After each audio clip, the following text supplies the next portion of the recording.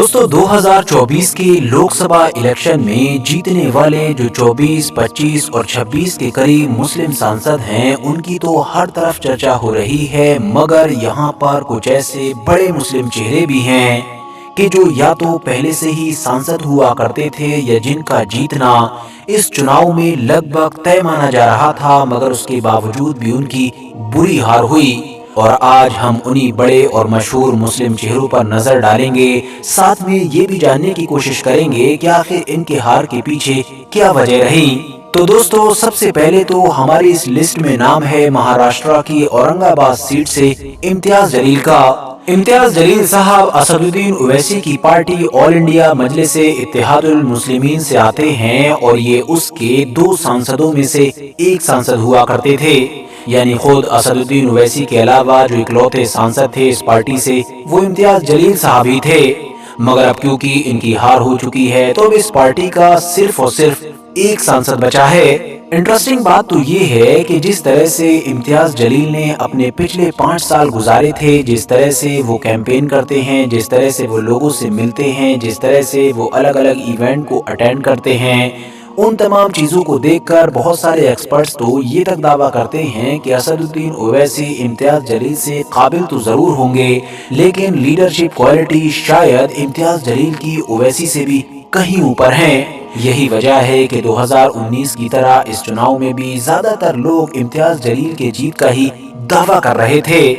मगर 4 जून को रिजल्ट चौंकाने वाला आया, जिसमें इम्तियाज जलील की बड़ी हार हुई। इस सीट पर जिस कैंडिडेट ने जीत हासिल की वो शिंदे गुट वाली शिवसेना के कैंडिडेट थे और उन्होंने ये जीत लगभग 1,34,000 वोटों से हासिल की है, जो यकीनी तौर पर एक बड़ा नंबर है। तो अब सवाल ये है कि इम्तियाज जलील जैसा इतना बड़ा और मशहूर नेता इतने ज्यादा वोटों से क्यों हारा। ये जवाब जब मैंने ढूंढने की कोशिश की तो सबसे पहले तो मुझको इम्तियाज जलील साहब की एक वीडियो मिली, जिसमें वो साफ तौर पर अपनी इस हार का ठीकरा कुछ मुस्लिम छोटे नेताओं या फिर जर्नलिस्ट वगैरह पर फोड़ रहे थे। वो तो साफ तौर पर ये कह रहे थे कि ये जो हम सीट हार रहे हैं, ये कुछ मीर जाफर और मीर सादिक की वजह से हार रहे थे। आपको पता होना चाहिए कि मीर जाफर और मीर सादिक इतिहास में गद्दार को प्रेजेंट करने के लिए कहा जाता है, और साथ ही उन्होंने इन लोगों के लिए कुर्दोगलू का भी वर्ड इस्तेमाल किया। और इन सारे नामों के जरिए से जो मुसलमान उनके टारगेट पर थे, उनमें सबसे पहले तो एक मुस्लिम कैंडिडेट ही था,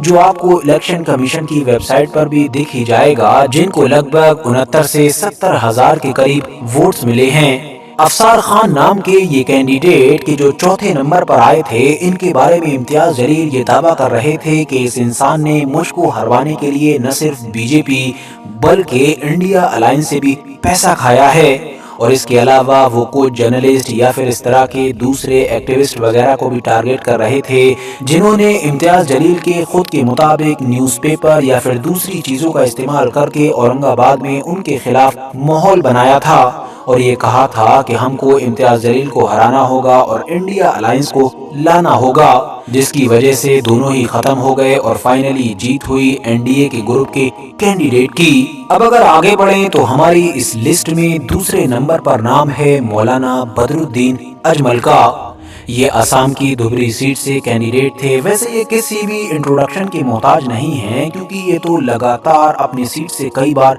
जीतते आए हैं। असम के सबसे बड़े मुस्लिम नेता के तौर पर जाने जाते हैं, बल्कि पूरे इंडिया के हिसाब से भी देखेंगे तो इनकी गिनती बिल्कुल चोटी के मुस्लिम नेताओं में की जाती है। मगर इस बार ये अपनी सीट पर न सिर्फ हारे ही, बल्कि इतना ज्यादा बुरा हारे कि जो इतिहास में हमेशा हमेशा के लिए लिख गया है, क्योंकि ये हार का आंकड़ा 10 लाख वोटों का था, जो कि मैं आपको अपनी पुरानी वीडियोस में भी बता चुका हूँ। और इनको इतनी बुरी तरीके से हराने वाले कांग्रेस पार्टी के कैंडिडेट का नाम था रकीबुल हुसैन। बात करें इस बारे में कि बदरुद्दीन अजमल साहब के हारने के पीछे क्या अहम वजह हो सकती हैं, तो यहाँ पर कई अलग अलग रीजंस दिए जा रहे हैं। बहुत सारे लोग तो ये कह रहे हैं कि इस बार कांग्रेस का वो बड़ा दांव कामयाब हो गया कि वो जो एक लंबे वक्त से इस इलाके में बदरुद्दीन अजमल के खिलाफ बनाने की कोशिश किया करती थी, یعنی یہ کہ مولانا بدرالدین اجمل اور بی جے پی ملے ہوئے ہیں، بلکہ ہمنتا بسوا سرما اور یہ دونوں تو ایک دوسرے کے پکے یار ہیں۔ تو شاید اس بار کانگریس کے کینڈیڈیٹ اور کانگریس پارٹی یہ نیریٹو وہاں کے زیادہ سے زیادہ لوگوں کے دماغ میں ڈالنے میں کامیاب رہی، اور پھر پبلک نے ایک طرفہ اپنا دشمن مانتے ہوئے بدرالدین اجمل کے خلاف ووٹ کر ڈالا، جبکہ باقی کچھ لوگوں کا یہ ماننا ہے کہ ایسا کچھ بھی نہیں ہے۔ مولانا بدرالدین اجمل اور بی جے پی کا دور دور تک کوئی لینا دینا نہیں ہے، بلکہ وہ تو ایک دوسرے کے دشمن ہی ہیں، لیکن ہار کی وجہ خود مولانا بدرالدین اجمل ہی ہیں۔ مطلب انہوں نے لمبے وقت تک راج کیا ہے، تو اس وجہ سے نیچرلی ان کے خلاف ماحول بھی تھا، اور اس کے علاوہ کچھ لوگوں کی یہ بھی رائے ہے کہ بدرالدین اجمل اپنے راستے سے بھٹک چکے ہیں، وہ ویسا کام نہیں کر رہے ہیں کہ جس طرح سے کبھی کیا کرتے تھے یا جس کے انہوں نے وعدے کیے تھے، اسی لیے ان کو سبق سکھانا ضروری ہے۔ حالانکہ ایک خاص گروہ کے جو مولانا بدرالدین اجمل کو ابھی بھی سپورٹ کرتا ہے، ان کا یہی ماننا ہے کہ وہ آسام کے سب سے بڑے مسلم رہنما ہیں۔ انہوں نے مسلمانوں کے لیے جو کچھ بھی کیا ہے وہ نہ تو پہلے کسی نے کیا تھا اور نہ ہی فیوچر میں کوئی کر سکے گا۔ فی الحال دوستو، ان میں سے وجہ جو بھی رہی ہو، مگر بدرالدین اجمل کے کھاتے میں ایک ایتہاسک ہار درج ہو چکی ہے۔ بات کریں اگلے نام کی تو وہ ہیں کنور دانش علی کے، جو کانگریس کے ٹکٹ پر یو پی کی امروہہ سیٹ سے لگ بھگ 28,000 ووٹ سے ہارے ہیں۔ آپ کو بتا دوں کہ یہ یو پی کے وہی مشہور مسلم سانسد ہیں کہ جن کو کچھ وقت پہلے ہی انڈین پارلیمنٹ کے اندر بی جے پی کے ایک دہلی سے تعلق رکھنے والے ایم پی کے دوارا گالیاں دی گئی تھیں۔ بی جے پی کے سانسد نے ان کے دھرم کی وجہ سے ان کے خلاف جس طرح کے الفاظوں کا استعمال کیا تھا، ان الفاظوں کو میں یہاں پر آپ لوگوں کو تو بتا ہی نہیں سکتا ہوں۔ Even B J P party کو بھی بعد میں ان کا ٹکٹ کاٹنا پڑا، یعنی اگلی بار 2024 کے الیکشن میں اس نے ان سانسد کو ٹکٹ دیا ہی نہیں۔ فی الحال پارلیمنٹ کے اندر ان تمام حالات سے گزرنے کے بعد کنور دانش علی کی اپنی پارٹی یعنی کہ بی ایس پی سے یہ شکایت تھی کہ مایاوتی اور ان کی پارٹی نے ان کی سپورٹ میں کچھ خاص قدم نہیں اٹھائے، جس کی وجہ سے وہ بی ایس پی چھوڑ کر کانگریس میں آ گئے۔ اس بار ان کو کانگریس سے ٹکٹ ملا اور ان کے جیتنے کی کافی امیدیں بھی جتائی جا رہی تھیں، مگر 4 جون کو حیران کر دینے والا نتیجہ آیا، جس میں 28,000 سے زیادہ ووٹ سے ان کو بی جے پی کے کینڈیڈیٹ سے ہار کا سامنا کرنا پڑا۔ حالانکہ ان کی ہار میں جو مین وجہ بتائی جا رہی ہے وہ دراصل ان کی پرانی پارٹی بی ایس پی ہے، کیونکہ بی ایس پی نے بھی اس سیٹ پر جس اپنے مسلم کینڈیڈیٹ مجاہد حسین کو اتارا تھا وہ 3rd نمبر پر آئے ہیں اور ان کو 1,64,000 کے قریب ووٹس ملے ہیں۔ ظاہر ہے اگر بی ایس پی کا یہ کینڈیڈیٹ کوئی کمزور ہوتا یا مسلم نہیں ہوتا تو 28,000 کے اس فاصلے کو بڑی آسانی کے ساتھ پاٹا جا سکتا تھا۔ بات کریں اب اگر اگلے نام کی تو اس لسٹ میں اگلا نام ہے ہنا شہاب کا، کہ جو بہار کی مشہور سیٹ سیوان سے ہاری ہیں۔ ویسے آپ کو بتا دوں کہ یہ سیٹ انڈیا کی ان گنی چنی سیٹس میں سے ایک تھی کہ جہاں پر آمنے سامنے کا نہیں بلکہ ترکوڑیہ مقابلہ تھا، یعنی کہ 3 کینڈیڈیٹ میں سے کوئی بھی جیت سکتا تھا۔ ہنا شہاب کی بات کی جائے تو یہ کسی بھی انٹروڈکشن کی محتاج نہیں ہے، یہ انہی محمد شہاب الدین کی بیگم ہیں کہ جن کا کسی دور میں پورے بہار کے اندر دبدبہ ہوا کرتا تھا، خاص طور سے سیوان اور اس کے آس پاس کے علاقے میں تو ان کی توتی بولا کرتی تھی اور ان کی اجازت کے بغیر راجنیتی میں ایک پتا بھی نہیں ہلا کرتا تھا۔ لالو پرساد یادو کی بھی جو آج پارٹی ہے آر جے ڈی، اس کو بنانے میں بھی اس دور میں جن چند لوگوں نے اہم کردار ادا کیا تھا اس میں سے ایک شہاب الدین بھی تھے۔ اتنا ہی نہیں، بہار میں آر جے ڈی پارٹی کے لیے جو ایم وائی فیکٹر چلتا ہے، جو اس پارٹی کا کور ووٹر مانا جاتا ہے، بالکل یو پی میں سپا کی طرح، یعنی کہ یادو اور مسلمان اس کو کھل کر سپورٹ کرتے ہیں اور بڑا فیکٹر بنا کر جیت دلواتے ہیں۔ یہ پورا فیکٹر بھی دراصل محمد شہاب الدین نے ہی اس دور میں تیار کیا تھا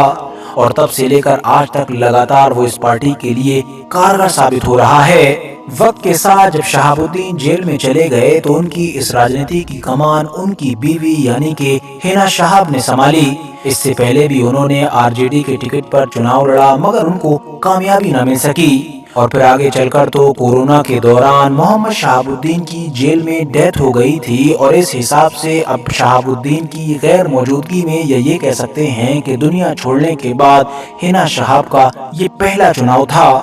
RJD سے ناراضگی کی وجہ سے ہنا شہاب نے اس بار اکیلے لڑنے کا ہی فیصلہ کیا تھا۔ تو اب اس سیٹ پر ایک کینڈیڈیٹ تو RJD کا تھا، دوسری خود ہنا شہاب تھی یعنی کہ ایک آزاد کینڈیڈیٹ، اور تیسرا جو تھا وہ نتیش کمار کی پارٹی JDU کا تھا جس کے ساتھ BJP کا بھی گٹھ بندھن ہے۔ ان تینوں کے بیچ ہی کڑا مقابلہ بتایا جا رہا تھا، لیکن پچھلے 3-4 مہینے سے لے کر اب چناؤ تک جس طرح کا ماحول ہنا شہاب نے بنایا تھا اس سے لگ رہا تھا کہ ان کے پالے میں گیند زیادہ آ چکی ہے اور یہ آسانی کے ساتھ جیت سکتی ہیں، کیونکہ مسلم تو ان کو ایک طرفہ مل ہی رہا تھا RJD سے کٹ کر۔ اس کے علاوہ وہاں کی اونچی ہندو جاتیوں کا وہ ووٹ بینک جو کسی دور میں شہاب الدین کا کور ووٹ بینک مانا جاتا تھا وہ بھی ان کے پالے میں آ چکا تھا۔ آپ کو جان کر شاید حیرانی ہوگی، کیونکہ باقی لوگوں کو بھی یہ دیکھ کر حیرانی ہی ہو رہی تھی کہ ہنا شہاب کے جو ایک مسلم کینڈیڈیٹ تھیں ان کی ریلیوں میں ایسے لوگ نظر آ رہے تھے کہ جن کے گلے میں بھگوا گمچھا پڑا ہوا تھا۔ ان کی ریلیوں میں یا پھر ان کی کیمپین میں بہت سارے ورکرز جے شری رام وغیرہ کے نعرے بھی لگایا کرتے تھے، یعنی ان کی سپورٹ میں جس طرح سے الگ الگ جاتی اور الگ الگ دھرم کے لوگ ایک جگہ پر اکٹھا ہوئے تھے اس سے لگ رہا تھا کہ یہ کلیئرلی جیت جائیں گی۔ مگر جب 4 جون کو رزلٹ آیا تو لگ بھگ 92,000 کے قریب ووٹ سے ان کو ہار کا سامنا کرنا پڑا، اور اس ہار کے پیچھے ایک ممکن وجہ یہ بتائی جا رہی ہے کہ شاید یادو ووٹ ایک طرفہ RJD کی طرف گیا، مسلم ووٹ ہنا شہاب کے کھاتے میں آیا، مگر جو کچھ اونچی ہندو جاتیوں کا سپورٹ تھا اور ووٹ بینک تھا کہ جس کی بدولت پہلے سے یہ امید جتائی جا رہی تھی کہ ہنا شہاب آسانی کے ساتھ جیت جائیں گی، اس ووٹ بینک کو اور اس سپورٹ کو بالکل آخری وقت میں یعنی چناؤ سے 1-2 دن پہلے ہی NDA جو گروپ تھا یعنی کہ BJP سپورٹ والا وہ کسی نہ کسی طریقے سے اپنی طرف جھکانے میں کامیاب ہو گیا، جس کی وجہ سے ہنا شہاب اس ریس میں کافی پچھڑ گئیں۔ اس کے علاوہ بہار کے کشن گنج سے اختر الایمان کی ہار کی بھی کافی چرچا ہو رہی ہے۔ یہ دراصل اسد الدین اویسی کی پارٹی سے تعلق رکھتے ہیں اور بہار میں ان کی پارٹی کا سب سے بڑا چہرہ مانے جاتے ہیں۔ ان کی محنت کی بدولت ہی ابھی پچھلے ویدھان سبھا چناؤ میں اسد الدین اویسی کی پارٹی اپنے آپ کو کافی طاقتور ثابت کرنے میں کامیاب رہی تھی جب اس نے 4 سے 5 سیٹیں جیتی تھیں، مگر ہاں وہ بات بھی الگ ہے کہ ان کو چھوڑ کر باقی سارے ودھایک بعد میں لالو پرساد یادو کی پارٹی میں شفٹ ہو گئے تھے۔ فی الحال کشن گنج کی یہ سیٹ بھی ان گنی چنی سیٹس میں سے ایک تھی کہ جہاں پر ترکوڑی مقابلہ تھا، یعنی کہ 3 لوگوں کے بیچ ایک دوسرے سے کڑی ٹکر تھی۔ انٹرسٹنگ بات تو یہ ہے کہ مسلم بہول اس سیٹ پر تینوں کے تینوں کینڈیڈیٹ ہی مسلم تھے۔ پہلے انڈین نیشنل کانگریس سے تھے کہ جو محمد جاوید تھے، دوسرے کینڈیڈیٹ مجاہد عالم تھے کہ جن کو نتیش کمار کی پارٹی JDU نے اتارا تھا، مطلب اسی پارٹی نے کہ جس کا BJP سے گٹھ بندھن ہے، جبکہ تیسرے اسی آل انڈیا مجلس اتحاد المسلمین کے یہ اختر الایمان تھے۔ اس چناؤ میں اختر الایمان کو 3 لاکھ سے بھی زیادہ ووٹ ملے، حالانکہ پھر بھی وہ تیسرے نمبر پر ہی آ پائے اور ان کی 93,000 کے قریب ووٹ سے ہار ہوئی۔ دوسرے نمبر پر نتیش کمار کی پارٹی کے کینڈیڈیٹ مجاہد عالم تھے جو 59,000 ووٹ سے پیچھے تھے، جبکہ پہلے نمبر پر محمد جاوید کے جن کو 4 لاکھ سے زیادہ ووٹس ملے۔ فی الحال دوستو، اگر آپ کو لگے کہ اگر میں اس لسٹ میں کسی اور بھی بڑے ہارنے والے مسلم چہرے کو شامل کرنا بھول گیا تو کامنٹس باکس میں ضرور بتائیں۔ ویڈیو اگر انفارمیٹیو لگی ہو تو لائک کرنے کے ساتھ ساتھ دوستوں کے ساتھ ضرور شیئر کریں، اور ایسی ویڈیوز آگے بھی دیکھنے کے لیے چینل کو سبسکرائب کرنے کے ساتھ ساتھ بیل آئیکن کو بھی